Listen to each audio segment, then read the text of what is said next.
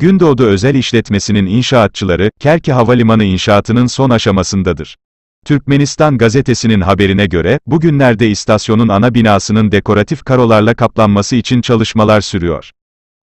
Uçarken kanatlarını uçuran beyaz bir kuğu anımsatan ana binanın önünde daha renkli ulusal süslemeler kullanılacak. 28,8 metre yüksekliğe sahip olan kule, halı gölleri ile de süslenecek.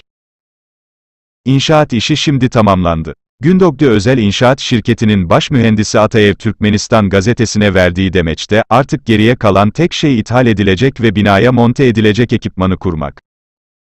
200 hektarlık alanda inşaat çalışmaları devam ediyor. Havalimanı için bir dizi yan tesis de inşa edildi. Elektrik dağıtım tesisi hepsine elektrik sağlayacak. Süs ağaçları ve çiçeklerle süslenecek muhteşem yapı bu baharda sergilenecek. Kanalıma abone olmayı ve bildirim zilini açmayı unutmayınız.